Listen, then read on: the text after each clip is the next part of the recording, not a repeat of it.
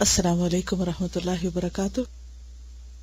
نحمده ونصلي على رسوله الكريم اما بعد فاعوذ باللہ من الشیطان الرجیم. بسم اللہ الرحمن الرحیم. رب اشرح لي صدری ويسر لي امری واحلل عقدۃ من لسانی یفقهوا قولی. ہدیے کا کیا معنی ہوتا ہے؟ تحفہ اور دلہن. جمع کیا ہوتی ہے اس کی؟ ہدایا. جیسے وصیہ سے وصایا. تحفہ دینا کیوں ضروری ہے؟ تحفہ دینے کے پیچھے کیا حکمت ہے؟ تاکہ آپس کی محبت بڑھے، تعلقات اچھے ہوں، نبی صلی اللہ علیہ وسلم کی سنت پر عمل ہو، دوسروں کا دل خوش کیا جائے، کیونکہ بہترین نیکی کسی کا دل خوش کرنا ہے. دینے کا مزاج پیدا ہو کہ جب ضرورت نہ بھی ہو، کسی کی نیڈ نہ بھی ہو، تب بھی دینا آئے. اسلامی طریقہ، اسلامی شعار ہے اللہ کی دی ہوئی نعمتوں کو دوسروں کے ساتھ شیئر کرنا ہے. خیر کرنے سے ہی خیر پلٹتی ہے. آپ کسی کو محبت دیں گے تو محبت ملے گی. تحفہ دینا اصل میں کیا ہے؟ محبت دینا ہے. اجنبیت دور ہوتی ہے، باہمی قربت پیدا ہوتی ہے، اچھے تعلقات بھی مزید مضبوط ہوتے ہیں. تعلقات ایسی چیز نہیں کہ ایک دفعہ آپ نے گرہ لگا لی تو بس وہ لگ گئی اور اس کے بعد دوبارہ اس کو درست کرنے کی یا قائم رکھنے کی ضرورت نہیں. انسانی بونڈنگ ہمیشہ مسلسل نگہداشت کا تقاضا کرتی ہے. انسانی تعلقات کیا چاہتے ہیں؟ نگہداشت. نگہداشت کا کیا معنی؟ کیئر. جب باب مفعلہ میں جاتا ہے ہادہ یہادی تو پھر کیا ہوتا ہے؟ باہم مل کے کھانا کھانا، اپنا اپنا لا کر. ٹھیک ہے، تو اتنے جو فائدے آپ نے بتائے تو کچھ عمل بھی کیا؟ کیونکہ یہ ہم کتاب برائے کتاب نہیں پڑھ رہے، یہ علم برائے علم نہیں. یہ کیا ہے؟ علم برائے عمل ہے. ویسے تو ہم عام طور پر یہ سب کرتے ہی رہتے ہیں، لیکن شعوری طور پر کرنا اور پھر کچھ پڑھنے کے بعد ساتھ ہی عمل کر لینا، یہ علم کو محفوظ کر دیتا ہے. بعض اوقات علم ہمارے حافظے میں محفوظ نہیں ہوتا، بلکہ کہاں محفوظ ہوتا ہے؟ عمل میں محفوظ ہوتا ہے. بہت سے لوگ علم کو حافظے کی حد تک محفوظ رکھنا چاہتے ہیں اور اکثر شکایت کرتے ہیں ہمیں چیزیں یاد نہیں رہتی. جس نے عمل کر لیا گویا اس نے سب سے زیادہ اس کو یاد کر لیا. ہمارے معاشرے میں عام طور پر ایک رسمی سا ایک جسچر ہوتا ہے کہ جب کوئی تحفہ دے تو ہم ضرور کہتے ہیں نہیں آپ نہیں دیں، اور واپس کرنے کی کرتے ہیں اور اس میں ایک جھجک محسوس کرتے ہیں. تو انہوں نے کچھ مہمانوں کو تحفہ دیا اور انہوں نے اسی طرح کیا. تو جب یہ حدیث انہوں نے بتائی کہ نبی صلی اللہ علیہ وسلم تحفہ نہیں لوٹاتے تھے تو انہوں نے خوشی سے اس کو قبول کیا. اور تحفے کو خوشی سے قبول کرنا بھی ضروری ہوتا ہے، خواہ وہ معمولی تحفہ ہی کیوں نہ ہو. انہوں نے فرائیڈے کی کلاس میں بیک سیل کی اور جو اسٹوڈنٹس تھے انہوں نے خرید کر ایک دوسرے کو تحفہ دے دیا اور اس سے بالکل ایک ماحول بدل گیا. یہ بھی تو ہو سکتا ہے نا ہم خود خریدیں خود لے لیں، لیکن اگر ہم خود خریدیں، ہم کسی کو دے دیں، کوئی خریدے ہمیں دے دے، وہ ایک پورے ماحول میں ایک تبدیلی پیدا کر دیتا ہے. چیز وہی ہوتی ہے جو آپ کو چاہیے ہوتی ہے، لیکن انداز سے ماحول بدل جاتا ہے. حدیث نمبر 130 پہ آ جائیے. عن ابی ہریرہ رضی اللہ عنہ عن النبی صلی اللہ علیہ وسلم قال لو دعیت الى ذراع او قراع لأجبت ولو اہدی الی ذراع او قراع لقبلت. رواہ البخاری کتاب الہبۃ. سیدنا ابو ہریرہ رضی اللہ عنہ سے روایت ہے کہ نبی کریم صلی اللہ علیہ وسلم نے فرمایا اگر مجھے بازو اور پائے کے گوشت پر بھی دعوت دی جائے تو میں قبول کر لوں گا، اور مجھے بازو یا پائے کے گوشت کا تحفہ بھیجا جائے تو اسے بھی قبول کر لوں. پڑھیے حدیث.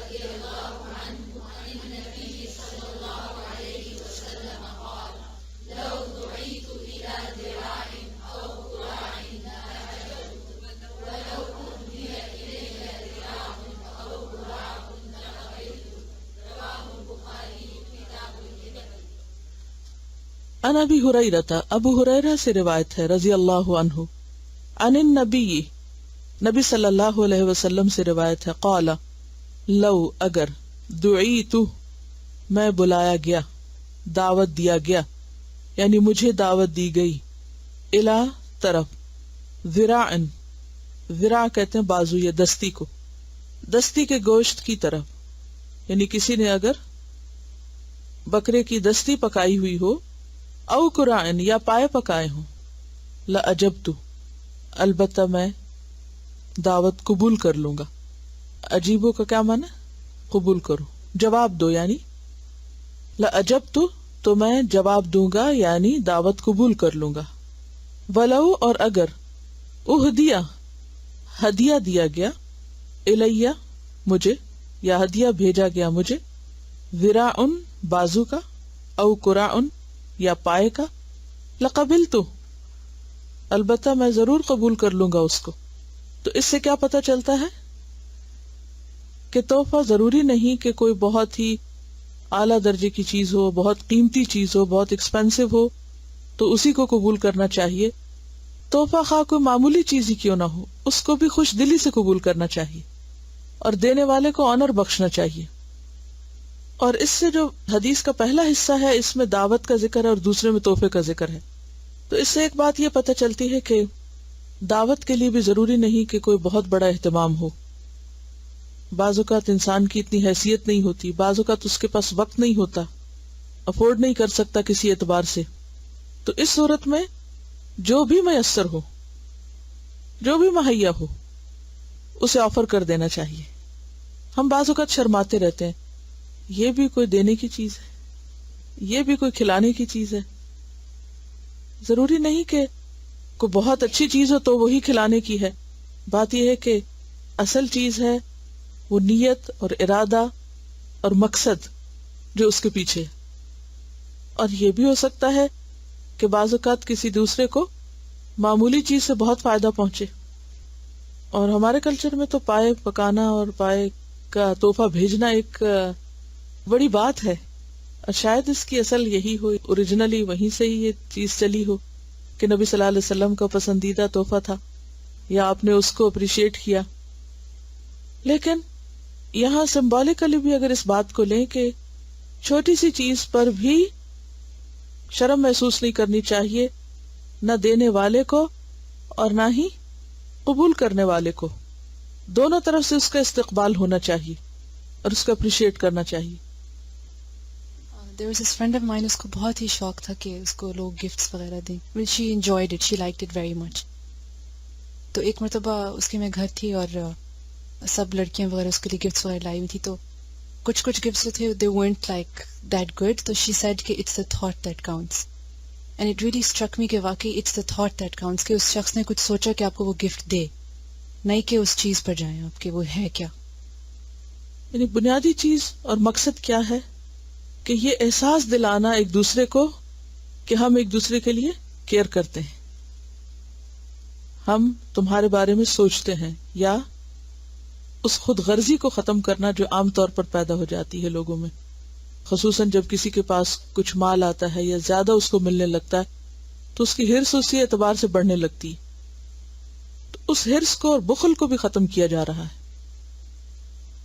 اب دیکھیے کہ بہت پرتکلف کھانے جو ہے نا وہ انسان پکانے میں تھکتا بھی ہے اور اس سے وہ خوشی نہیں آتی جو ایک سادہ اور معمولی اور باقی کھانے کے قابل جو کھانا ہوتا ہے اور جو انسان کو فائدہ دے اس سے آتی، اور اس میں بے تکلفی بھی زیادہ ہوتی۔ جب آپ کسی کو بہت پرتکلف کھانے پہ بلاتے ہیں تو اس کا اثر کیا ہوتا ہے، جو آنے والا ہوتا ہے وہ بھی تکلف میں پڑ جاتا ہے، اس کو بھی ایک گھبراہٹ ہوتی ہے۔ لیکن جب آپ بہت کھلے دل سے چاہے معمولی چیز ہو خوشی سے دوسرے کے سامنے لا کے رکھ دیتے ہیں تو اس سے کیا ہوتا ہے، دوسرا بھی بے فکر ہو کے بے تکلف ہو کے کھانا شروع کر دیتا ہے۔ پکا تو انسان کچھ بھی سکتا ہے لیکن مجبور نہ کسی کو کرے۔ ہو سکتا ہے کہ دوسرے کو کوئی چیز نہ کھانی ہو، بعض اوقات ایسا بھی ہوتا ہے نا کہ ہم ایک چیز بہت مشکل سے بہت محنت کر کے پکاتے ہیں اور دوسرے کے لیے وہ قابل استعمال نہیں ہو سکتی، اب ہم پکا لیتے ہیں، بعض اوقات پھر اتنا اصرار کرتے ہیں کہ دوسرا تکلیف میں آ جاتا ہے، اور جہاں تک پائے وغیرہ کا تعلق ہے تو اس کے بارے میں نبی صلی اللہ علیہ وسلم نے خاص طور پر خواتین کو تلقین کی تھی کہ کوئی پڑوسن اپنی پڑوسن کو ہدیہ بھیجنے میں برا نہ مانے، خواہ وہ بکری کا کھوری کیوں نہ ہو. یعنی اس کو بھی چھوٹا نہیں سمجھنا چاہیے، حقیر نہیں سمجھنا چاہیے. ترمذی کی ایک روایت ہے کہ جس میں آپ صلی اللہ علیہ وسلم نے فرمایا کہ 3 چیزیں ایسی ہیں کہ جن کو رد نہیں کرنا چاہیے: تکیا، تیل اور دودھ. تینوں ضرورت کی چیزیں نا. ایک صحابی تھے ظاہر، وہ بدو تھے، دیہات میں رہتے تھے. جب وہ نبی صلی اللہ علیہ وسلم کی ملاقات کے لیے آتے تو وہ گاؤں کی چیزیں لے کر آتے، اور آپ صلی اللہ علیہ وسلم جب وہ لوٹتے یعنی ظاہر واپس جاتے تو انہیں شہر کی چیزیں ساتھ دے کر بھیجتے.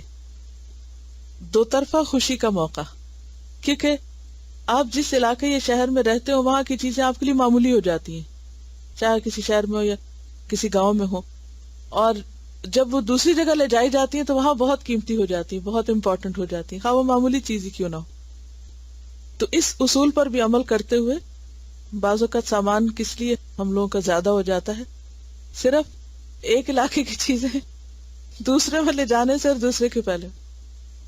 آپ لوگ جب بھی ٹریول کرتے ہوں گے تو ہمیشہ سامان کا مسئلہ ہوتا ہے. حالانکہ وہ چیزیں جہاں آپ لے جاتے ہیں وہاں بھی مل جاتی ہیں، اور جو لے کر آتے ہیں وہ یہاں بھی مل جاتا ہے، لیکن اس کے باوجود وہ جو اٹھانے کی خوشی اور لے جانے کی اور تردد کرنے کی، وہ ایک عجیب ہی اس میں لذت ہے. اسی لیے ہمیشہ لدے ہوئے جاتے ہیں اور لدے ہوئے آتے ہیں. تو یہ بھی شو کرتا ہے کہ آپ دوسروں کی کیئر کرتے ہیں، آپ نے دوسروں کو یاد رکھا.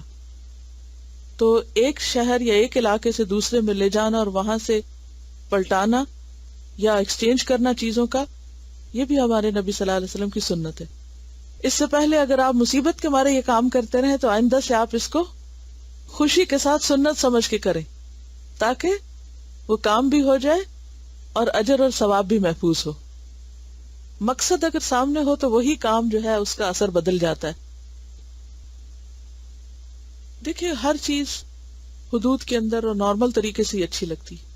اب اگر کوئی آپ کو ایسے گفٹ دے رہا ہے اور دیتا ہی چلا جا رہا ہے جو کہ ایک مشکوک عمل لگتا ہے، تو ایسی صورت میں اس سے براہ راست بات کر لینی چاہیے. اگر آپ کو پتہ ہے کہ ایک شخص کا سورس حرام ہے اور وہ حرام سے چیز لا کر آپ کو دے رہا ہے، تو آپ کو پھر ڈسکریج بھی کرنا چاہیے تاکہ وہ پیچھے تک جائے.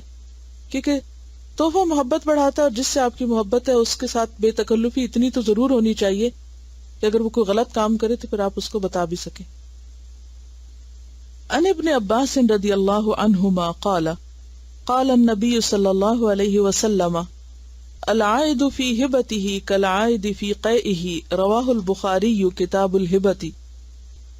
سیدنا عبداللہ ابن عباس رضی اللہ عنہ سے روایت ہے کہ نبی کریم صلی اللہ علیہ وسلم نے فرمایا، اپنا دیا ہوا ہدیہ واپس لینے والا ایسا ہے جیسے اپنی کی ہوئی قے کا چاٹنے والا. پڑھیے.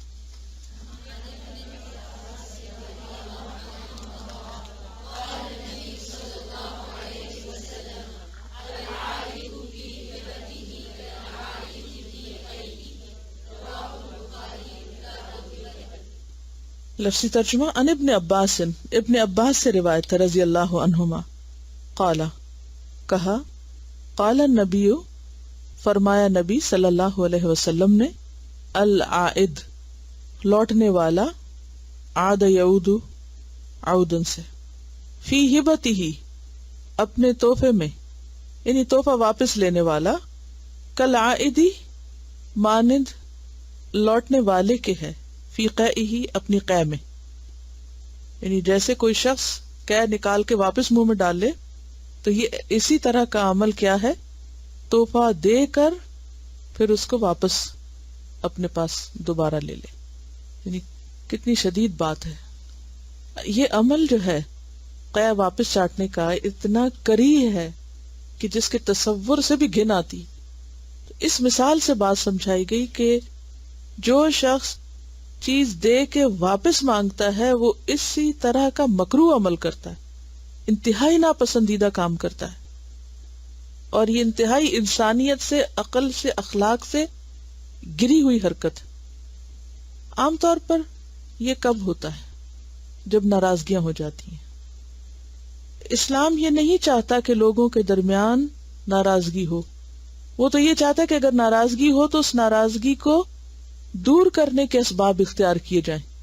ناراضگی کے موقع پر کچھ دے دلا کے صلح کر لی جائے، سلام کیا جائے، ہاتھ ملایا جائے، تحفے دیے جائیں تاکہ ناراضگی ختم ہو جائے، نہ کہ الٹا اس کو اور زیادہ شدید کیا جائے اور بڑھایا جائے. اور اس کا بڑھانا کیا ہے کہ دی ہوئی چیزوں کو واپس مانگنا، یا کوئی واپس کرے تو اس کو خوشی سے لے لینا. تو یہ انتہائی ناپسندیدہ عمل ہے. ان کا سوال یہ ہے کہ اگر آپ نے کسی کو کوئی تحفہ دیا اور پھر اس شخص نے وہ تحفہ دوبارہ آپ ہی کو دے دیا تو یہ کیسا عمل ہے؟ اس میں دو طریقے ہو سکتے ہیں. ایک تو یہ کہ آپ نے کسی کو تحفہ دیا، اس نے آگے کسی کو دیا، اس نے کسی اور کو دیا، اور ہوتے ہوتے وہ واپس آپ کے پاس آ گئے. اس میں کوئی حرج نہیں.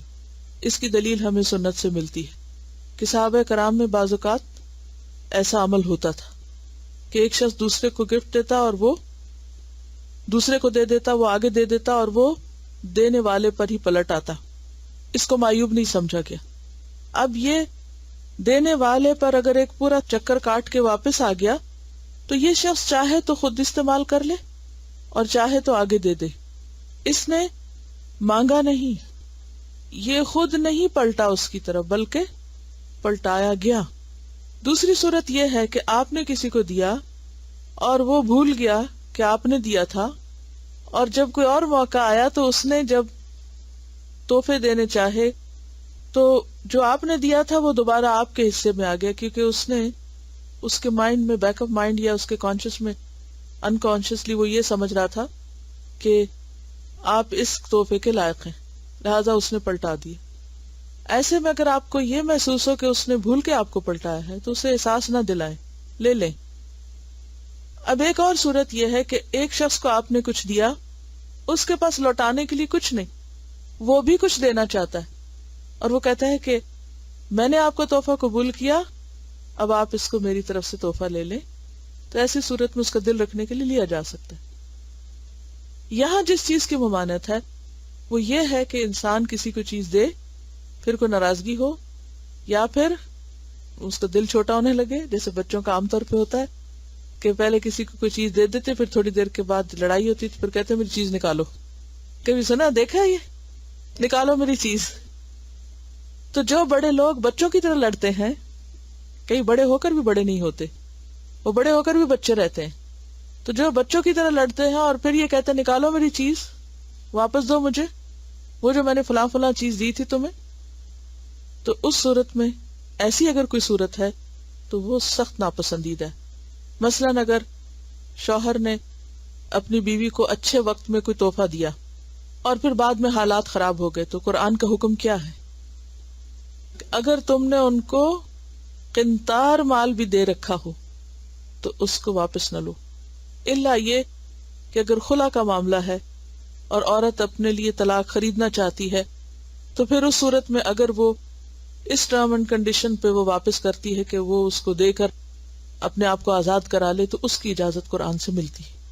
بعض اوقات ایسا ہوتا ہے کہ شوہر نے حق مہر دیا، کوئی گولڈ دیا یا پیسے دیے، اب کچھ عرصے کے بعد شوہر کو اپنے کاروبار کے سلسلے میں یا ضرورتاً بیوی سے واپس لینے کی ضرورت پیش آئی تو وہ بطور قرض لے سکتا ہے کہ وہ تم اتنے عرصے کے لیے مجھے دے دو اور میں تم کو اتنے عرصے میں واپس لوٹا دوں گا. اب چونکہ یہ بیوی کی ملکیت ہے، بیوی چاہے تو دے، نہ چاہے تو نہ دے. ایک اور صورت یہ ہے کہ اگر شوہر نے کچھ دیا اور بیوی پھر اپنی خوشی سے اس کو شوہر پر خرچ کرتی ہے یا اس کو لوٹا دیتی ہے اور شوہر لے لیتا ہے تو اس میں بھی کوئی حرج نہیں. اس کی کیا دلیل؟ ہنی ام مریا، کہ اگر بیوی خوش دلی سے اس کو معاف کر دے تو اس کو خوش دلی سے استعمال کر لو، تو ایسی صورت میں اجازت ہے. تو اس سے پتہ یہ چلتا ہے کہ یہاں جس چیز کی ممانعت ہے وہ کیا ہے؟ دراصل ناراضگی اور فساد. بعض اوقات انگیجمنٹ وغیرہ ہوتی ہے اور اس میں بہت ایکسپینسو گفٹس بھی دیے جاتے ہیں اور پھر کسی وجہ سے اگر انگیجمنٹ باقی نہیں رہتی تو گفٹس لوٹا دیے جاتے ہیں، اور بعض اوقات اگر لوٹائے نہ جائیں تو بہت اصرار سے مانگے بھی جاتے ہیں. اس سلسلے میں کچھ حتمی بات تو نہیں کہہ سکتی، لیکن اگر عمومی طور پر اس اصول کو سامنے رکھیں کہ گفٹ دے کر واپس نہ لیا جائے تو واپسی کی بات نہیں بنتی. لیکن چونکہ یہ ایک خاص مقصد کے تحت گفٹ دیا گیا تھا، اور اگر وہ مقصد ہی باقی نہیں رہا تو پھر اس ایکسپینسو گفٹ پر حق بھی نہیں رہتے. ایک گفٹ وہ ہوتا ہے نا کہ جو محض گفٹ ہوتا ہے، اور ایک وہ ہوتا ہے جو ایک خاص موقع کی مناسبت سے ایک عہد کی پختگی کے نشانی، اس کو نشانی عام طور پہ کہتے ہیں. یہ گفٹ نہیں ہوتا، یہ نشانی ہوتی ہے. تو اس میں شاید گنجائش نکلتی ہو کہ پھر وہ اگر آگے نہیں ساتھ چلنا تو دونوں ایک دوسرے سے الگ ہونے کے لیے وہ نشانیاں واپس کر دیں، کیونکہ وہ ہونے والے شوہر کی طرف سے ایک نشانی تھی، ایک سمبولک گفٹ تھا. اب چونکہ وہ اس کے ساتھ آئندہ نکاح میں نہیں آنے والی اور اس کا کوئی تعلق آپس میں کسی قسم کا باقی نہیں رہے گا، تو ایسی چیزیں بھی پھر بہتر ہے کہ واپس ہی چلی جائیں. لیکن اگر کوئی اس کو استعمال کر چکا ہے یا وہ اب دینے کی پوزیشن میں نہیں ہے تو ایسی صورت میں پھر دینے والے کو، یعنی جس کی وہ چیزیں تھی، اس کو واپس لیتے ہوئے بہت شدید اصرار بھی نہیں ہونا چاہیے. یعنی آپس میں باہم افہام تفہیم سے ہی معاملہ حل ہو جائے تو بہتر ہے. اور اس کا اصل حل تو یہ ہے کہ ہر چیز اعتدال میں کی جائے، منگنیوں کو شادیوں کے پیرالل نہ کر لیا جائے. کیونکہ افسوس یہ کہ ہم مسلمانوں کے اندر اب ایسی بدعات رواج پا چکی ہیں اور ایسی چیزیں اتنی اہم ہو گئی ہیں کہ جن کا دین میں کوئی کانسیپٹ نہیں. ٹھیک ہے کہ بات پکی ہونے کے موقع پر ہدایہ کا ایکسچینج کر لیا جائے، لیکن وہ بھی ایسے نہیں ہونے چاہیے کہ جو ایک دوسرے پر بوجھ بن جائے یا محض رسم دنیا ہی ہو. اس میں چھوٹی موٹی چیزوں کے بھی ایکسچینج ہو سکتا ہے. یعنی کیا ضروری ہے کہ اس موقع پر ہیرے کی انگوٹھی دی جائے جو بعد میں وبال جان بن جائے. عن جابر بن عبداللہ قال قال رسول اللہ صلی اللہ علیہ وسلم من اعطی عطاء فوجد فلیجز به فإن لم يجد فلیثن به فمن اثنى به فقد شکرہ ومن کتمہ فقد کفرہ. رواہ ابی داود کتاب الادب. سیدنا جابر بن عبداللہ رضی اللہ عنہ سے روایت ہے کہ رسول اللہ صلی اللہ علیہ وسلم نے فرمایا، جس شخص کو کوئی چیز دی جائے اور وہ اس کا بدلہ دینے کی قدرت رکھتا ہو تو اسے چاہیے کہ بدلہ دے. اگر بدلہ نہ دے سکے تو تعریف کرے. جس نے تعریف کی اس نے شکر ادا کیا، اور جس نے چھپایا اس نے ناشکری کی. عربی پڑھیے.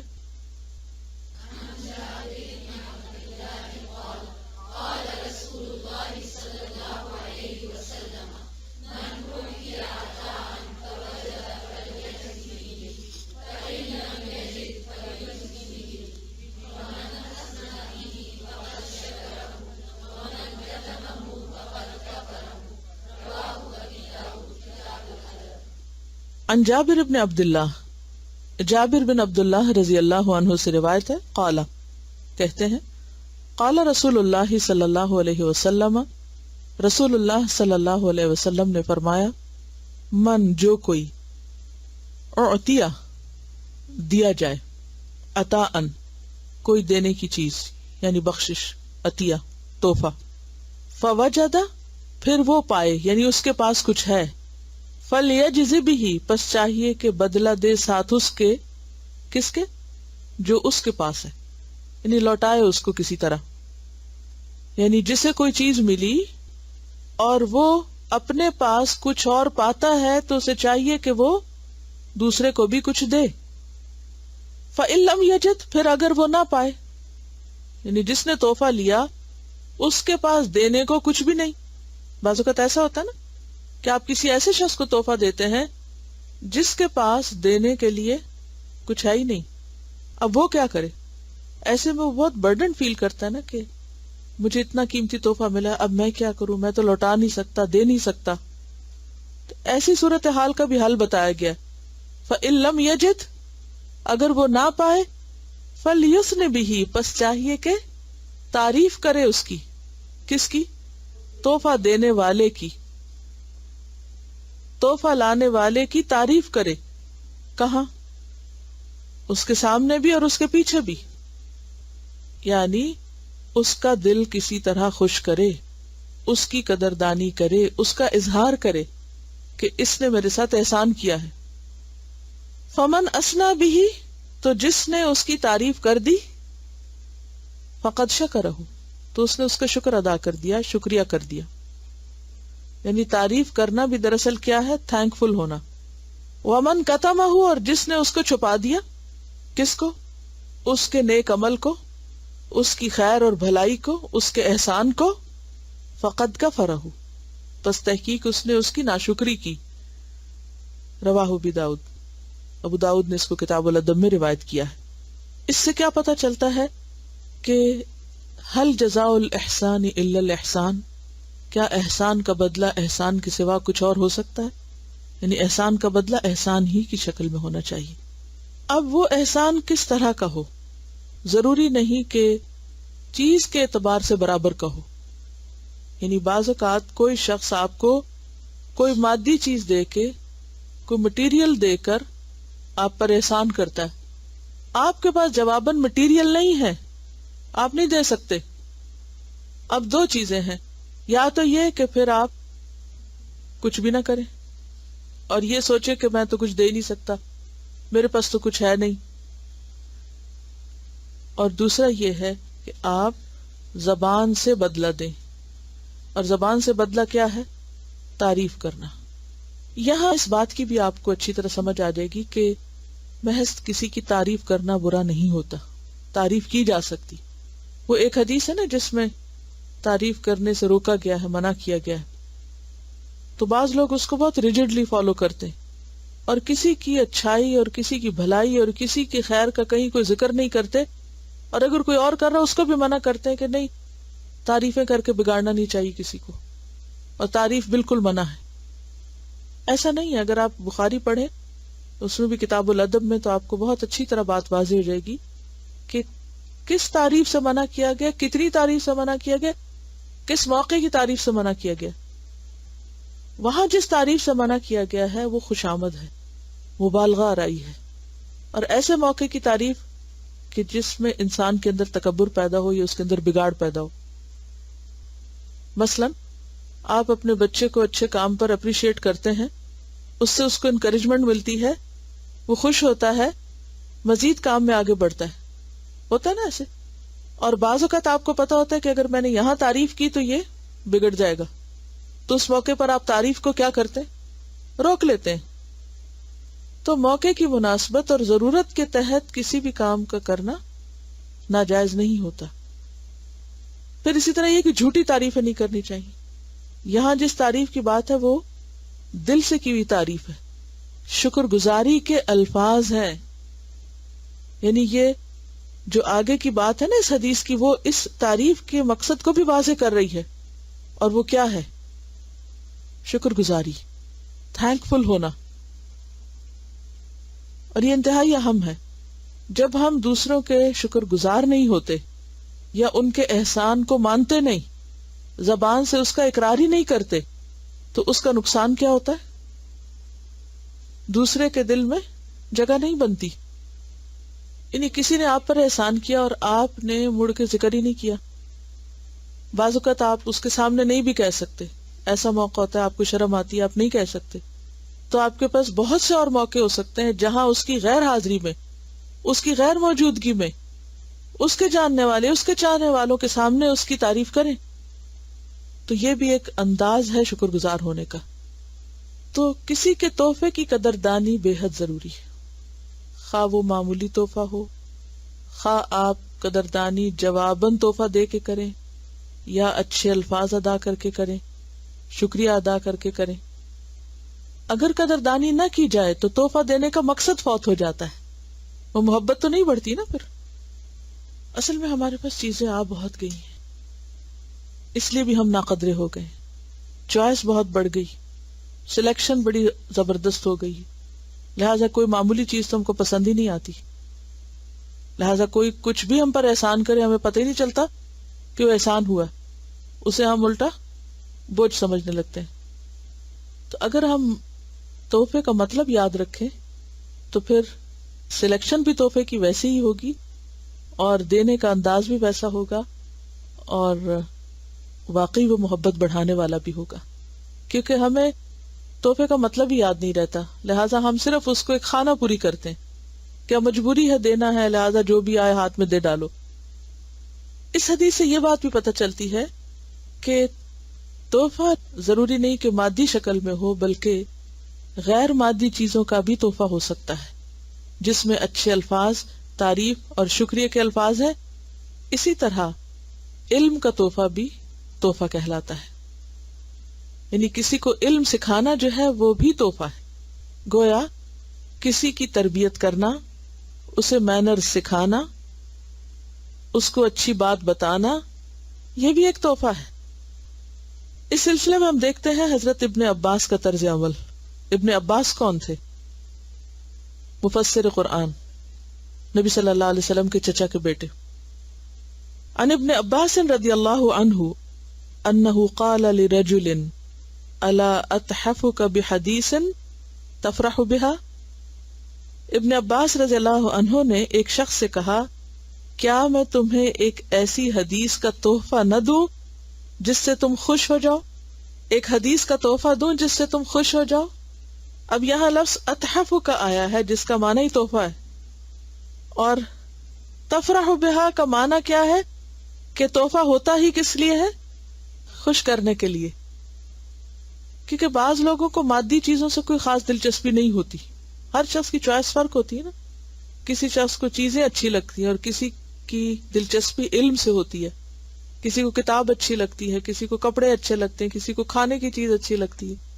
تو ہر شخص کی چوائس فرق ہوتی ہے، اور جن لوگوں کے آپ قریب رہتے ہیں ان کا آپ کو اچھی طرح پتہ چل جاتا ہے کہ اس کو کیا چیز اچھی لگتی ہے. تو چونکہ تحفے کا مقصد دوسرے کو خوش کرنا، لہذا سلیکشن کے وقت یہ بے حد ضروری ہے کہ انسان اس مقصد کو پورا کرنے والی چیز لے یا دے. لے سے مراد بازار سے یا جہاں سے بھی لے رہا، اور دے سے مراد جس کو دینا ہے. تو اس میں حضرت ابن عباس جس کو دے رہے ہیں اس کے بارے میں ان کو پتا ہوگا کہ یہ شخص علم کا حریص ہے. اسے کہتے ہیں کیا ایک حدیث کا تحفہ نہ دوں جس سے تم خوش ہو جاؤ گے؟ قال بلا، کہنے لگا کیوں نہیں، ضرور. قال، ابن عباس نے کہا، اقرأ تبارک الذی بیدہ الملک، تبارک الذی بیدہ الملک پڑھا کرو. وعلمها اہلک، اور اسے اپنے اہل و عیال کو سکھاؤ، اس کو بھی تعلیم دو، وہ بھی پڑھیں. وجمیع ولدک، اور اپنی ساری اولاد کو، سب بچوں کو بھی سکھاؤ. وصبیان بیتک، اور اپنے گھر کے بچوں کو، اپنی اولاد کو، اور ہو سکتا ہے اولاد کی اولاد ہو یا اور گھر میں بھائیوں کے بچے یا ادھر ادھر کی ایکسٹینڈڈ فیملی اور وہ ساری برادری کا، ان کو بھی سکھاؤ. وجیرانک، ہمسایوں کو بھی سکھاؤ.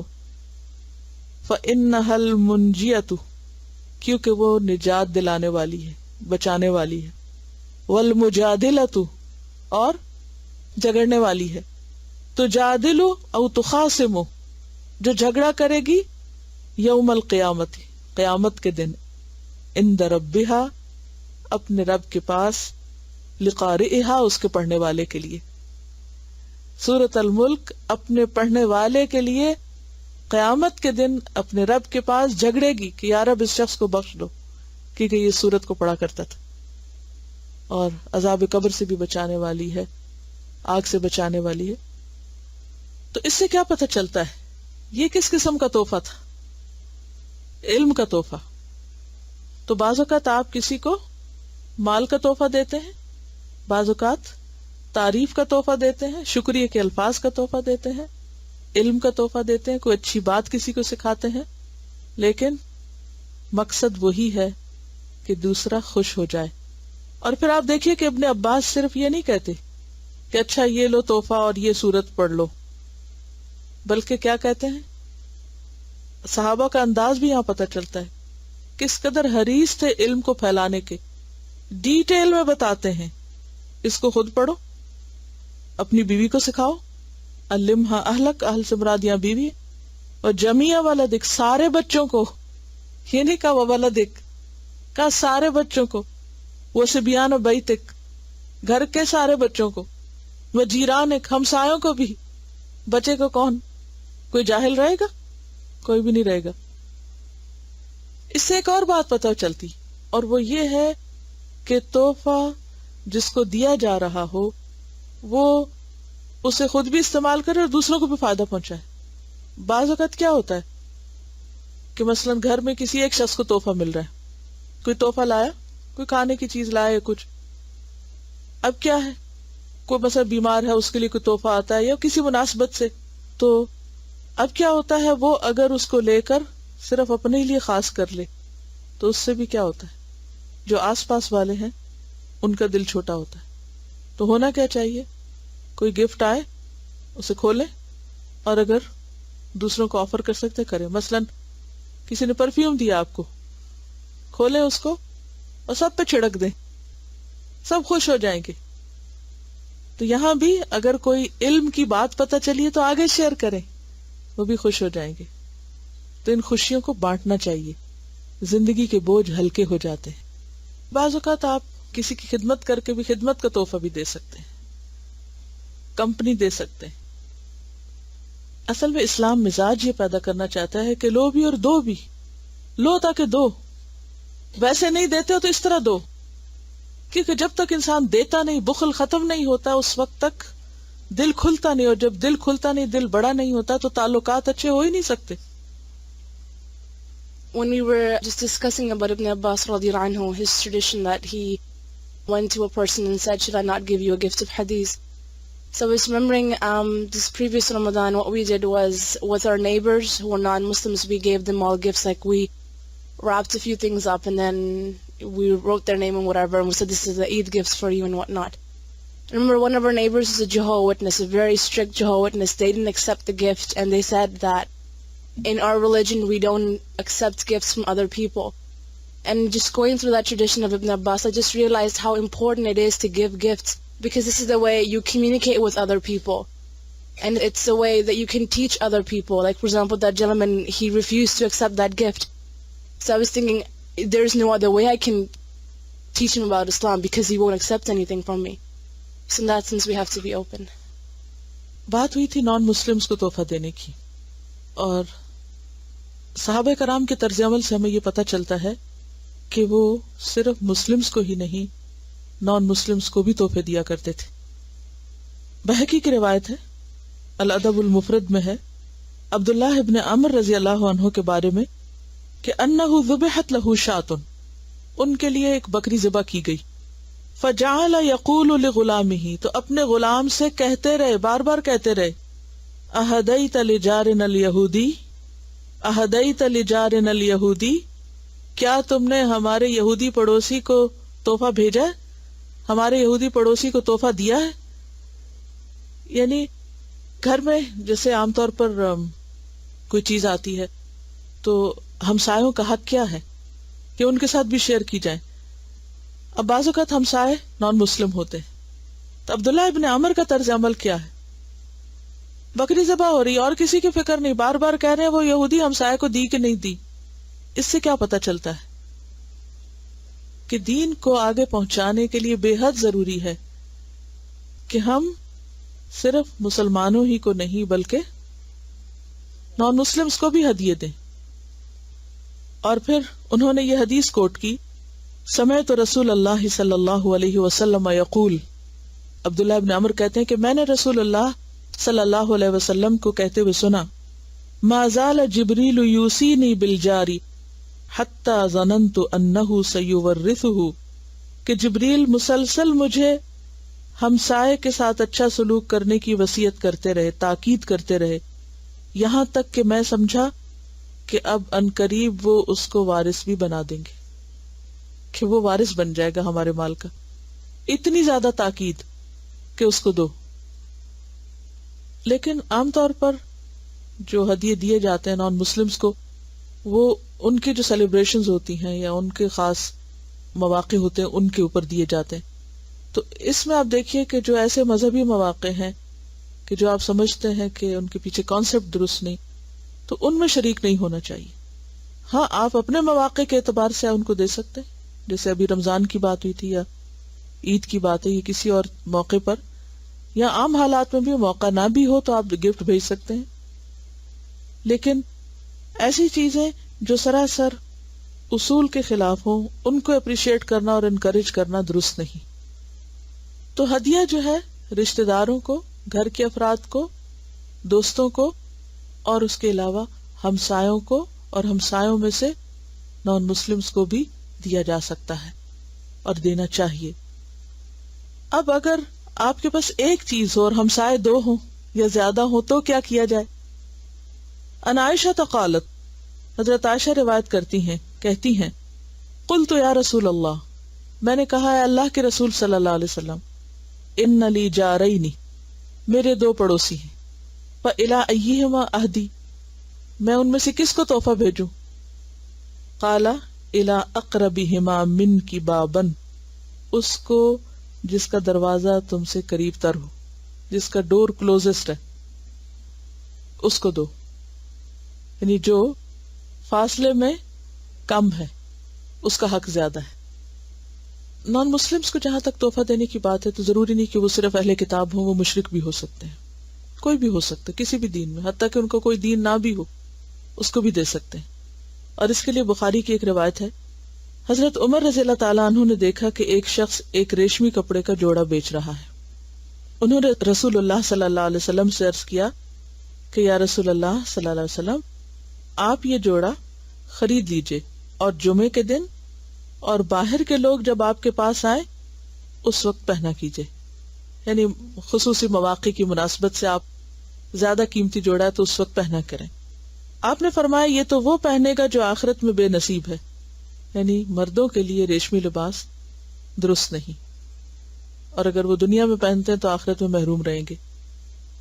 پھر ایسا ہوا کہ ایسے ہی کپڑے کے کئی جوڑے رسول اللہ صلی اللہ علیہ وسلم کے پاس آئے. آپ نے ان میں سے ایک جوڑا حضرت عمر کو بھیجا.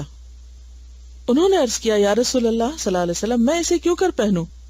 آپ نے تو ریشمی جوڑے کے بارے میں ایسا اور ایسا فرمایا تھا. آپ نے فرمایا میں نے یہ جوڑا تمہیں اس لیے نہیں دیا کہ تم خود اس کو پہنو، بلکہ اس کو بیچ دو یا کسی اور کو پہنا دو، یعنی جو ریشم پہن سکتا ہے، مثلا گھر میں کوئی خاتون ہے. پھر حضرت عمر نے وہ جوڑا اپنے ایک مشرک بھائی کو جو مکہ میں تھے، ابھی اسلام قبول نہیں کیا تھا، انہیں تحفتاً بھیج دیا.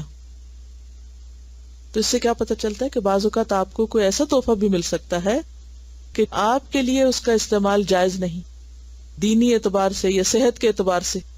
مثلا اگر کوئی ڈائبیٹک ہے اور اس کو کوئی چاکلیٹ بھیج دیتا ہے تو اب آپ کو اس میں بیٹھ جائیں گے کہ اس نے کیوں بھیجی چاکلیٹ، اس کو کیا پتا کہ آپ کو کوئی بیماری. اور بعض اوقات پتہ بھی ہوتا ہے اور انسان سے بھول ہو جاتی ہے، کوئی اور وجہ ہوتی. یا بعض اوقات انسان جب کسی کو تحفہ دے رہا ہوتا ہے تو اس کو مجبوری ہوتی ہے کہ کچھ اور دینے کو نہیں ہوتا، وہ کہتے چلو لے جاتے ہیں، وہ نہیں اس کے بچے کھا لیں گے، وہ کسی اور کو آگے دے دے گا. تو ایسا کیا جا سکتا ہے.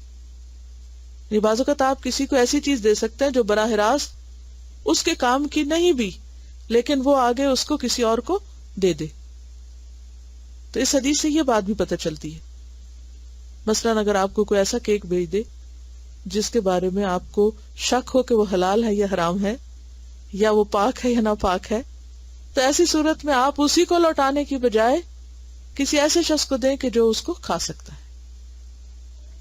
ان چیزوں کا گفٹ جو کمپلیٹلی حرام ہے جیسے شراب ہے، تو جو دینے والا اس کو بتا دینا چاہیے کہ یہ ہم استعمال نہیں کرتے، آگے بھی نہیں دینا چاہیے، کیونکہ شراب کے بارے میں اس کا اٹھانے والا، رکھنے والا، دینے والا، ڈھونے والا، ان سب پہ لعنت کی گئی.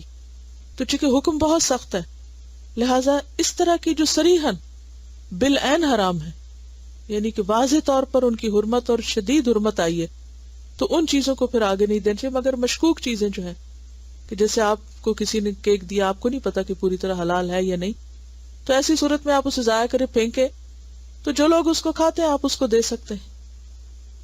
شراب کے بارے میں تو صریحاً حکم بھی ہے کہ جب شراب کی حرمت کا ذکر آیا اور ایک شخص کے پاس اسی وقت سٹاک پہنچا تھا مدینہ میں جو تجارت کیا کرتے تھے شراب کی، تو انہوں نے کہا کہ کیا میں اس کو اپنے نان مسلم دوستوں کو دے دوں؟ تو آپ نے فرمایا نہیں، اس کو ضائع کر دو. اسی وجہ سے شراب ساری کی ساری گلیوں میں بہا دی گئی تھی. ایسے ہدیے منع ہے، حرام ہے کہ جو رشوت کی قسم کے ہوں، جس کی وجہ سے انسان ناحق کسی کا مال ہتھیائے یا وہ ظلم کی شکل بن جائے. ان کا سوال یہ ہے کہ اگر شراب حرام چیز ہے تو نہیں آگے دے سکتے، تو سلک بھی تو مردوں کے لیے حرام ہے تو وہ کیوں دے سکتے ہیں؟ تو بات یہ کہ سلک اٹ سیلف نہیں حرام، سلک اپنی ذات میں حرام چیز نہیں ہے، وہ حلال ہے، ہاں مردوں کے لیے حرام ہے. تو ایسی صورت میں جس کے لیے حرام نہیں وہ اسے استعمال کر سکتا اور آگے بھی دے سکتے. سلک کی ٹائی ہو، سلک کی شرٹ ہو، سلک کے کف ہو، اینی تھنگ. جیکٹ میں اندر کا استر ہوتا ہے، لائننگ جو ہوتی ہے اس کو سلک کا لگا دیتے ہیں، تو کسی بھی فارم کا کوئی سلک جو ہے درست نہیں مردوں کے لیے. پہننا منع ہے.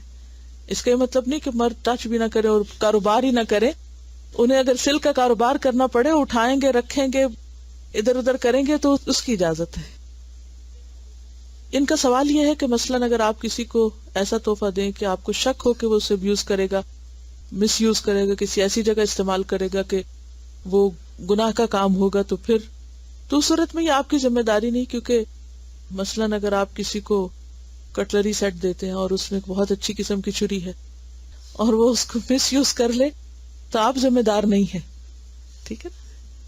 اس میں ایک اور صحیح بخاری کی ایک اور دلچسپ حدیث یہاں لکھی ہوئی ہے، یہ بھی آپ کے ساتھ شیئر کر لیتی ہوں. حضرت عائشہ کے بھانجے عروہ کہتے ہیں کہ لوگ حضرت محمد صلی اللہ علیہ وسلم کے پاس اپنے اپنے تحفے بھیجنے میں حضرت عائشہ کی باری دیکھتے رہتے، اور اس سے غرض یہ تھی کہ رسول اللہ صلی اللہ علیہ وسلم خوش ہوں.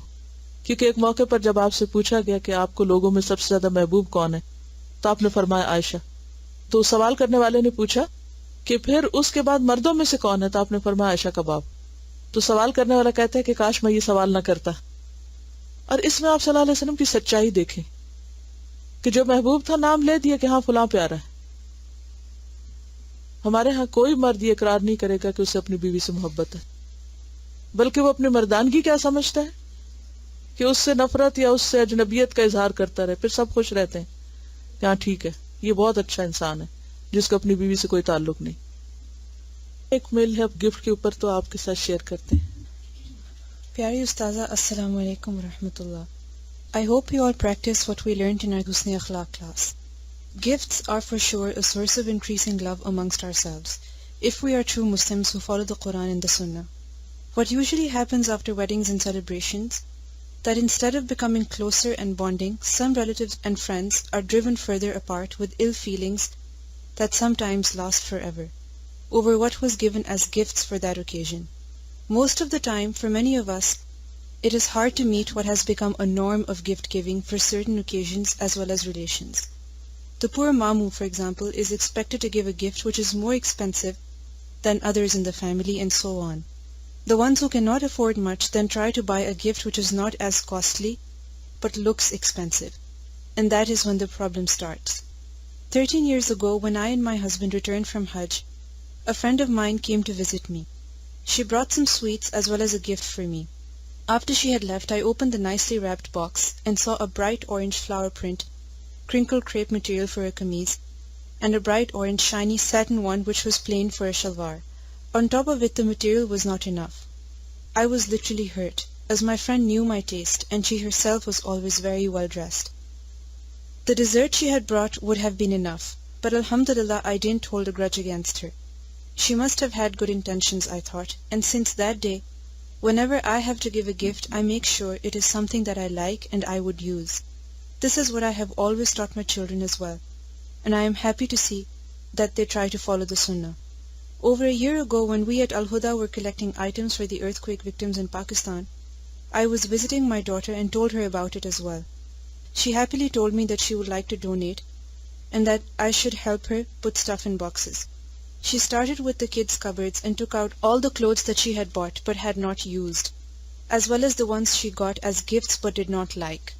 They were all new with tags still on. Then she got the boxed gifts that she had received but did not use.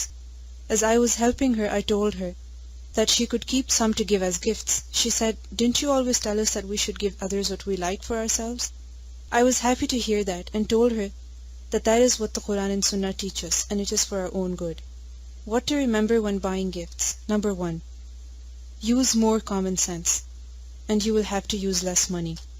Number 2, don't look for gifts that look expensive but are cheap. It does not always work. Number 3, never give with an intention of getting back, and that too better, as what we give always seems better than what others give back.